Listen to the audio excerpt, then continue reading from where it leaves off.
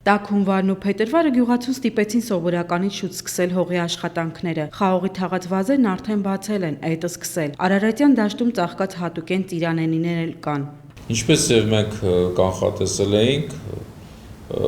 մարտի 15-ից կդիտվի Արարատյան հարթավայրում ծիրանենու մասսայական ծաղկումը։ Ուղղակի համեմատության համար նշեմ, որ անցյալ տարի ծիրանենին ծաղկել է մարտի 25-ից հետո, մարտի վերջերին, եւ առանցին տարիների մարտի ապրիլի սկզբին 1-ից մինչև 5-ը այդ ժամանակահատվածում հիմնականում։ Խաղողի որդերում արդեն առատ հյութ կա։ Գյուղատնտեսության փոխնախարարը խորհուրդ է տալիս հյութի կորուստներից խուսափելու համար էդի աշխատանքներն արագ ավարտել։ Մենք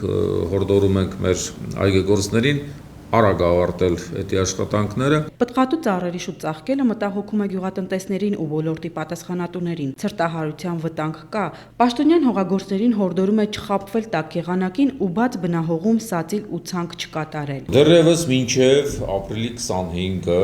Արարատյան դաշտում կա ցրտահարությունների վտանգ։ Հետևաբար եւ մենք հենց այդ ժամանակից հետո ենք խորհուրդ տալիս բաց բնահողում կատարել բանջարաբոստանային մշակաբույսերի ցանկի եւ սացիլման աշխատանքները։ Սա իհարկե մտահոգիչ է, բայց միանշանակ որևէ կերպ չի կարելի մտածել, որ մենք կարող է ուրեմն կորուստներ ունենանք։ Գյուղատնտեսության նախարարությունն ամեն օր ստանում է տեղեկատվություն օդերևութաբանների կանխատեսումների մասին։ Վերջին տարիներին հայ մասնագետների դիտարկումներն առավել ճշգրիտ են լինում։ Շատ մեզ օգնում է մեր աշխատանքները կազմակերպելու համար, բացի այն, որ մենք պաշտոնական ամեն օր ստանում ենք այդ տեղեկատվությունը, մենք նաև օպերատիվ կապ ունենք եւ համապատասխան մասնագետների հետ օրվա ցանկացած ժամին, իրավիճակի ցանկացած փոփոխության վերաբերյալ մենք ստանում ենք անհրաժեշտ տեղեկությունները, այն տեղեկությունները, որ հիդրոմեծարայությունը մեզ տրամադրում է, դրանք ռեալ են, իրականությանը մոտ են, հնգորյա կտրվածքով։ Դեպի ռուսական շուկա արտահանման նոր հնարավորություններ ստացած հայաստանցի հողագործին փոխնախարարը հորդորում է մշակել այնպիսի մշակաբույսեր, որոնք մեծ պահանջարկ ունեն թե արտաքին, թե ներքին շուկայում։ Ռուսական շուկայում մեծ պահանջարկ ունեն հայկական լոլիկը, կաղամբը, խնձորը, կանաչու տարբեր տեսակներ։ Ներքին շուկայում սպառման մեծ հնարավորություն ունեն ընդեղենի տեսակները։ Սիսեր,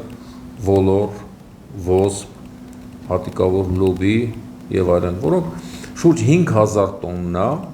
այս մթերքներից ներմուծվում է մեր երկիր տարեկան։ Սա բավականին լուրջ քանակություն է եւ միաժամանակ մեր բնակլիմայական պայմանները միանգամայն բարենպաստ են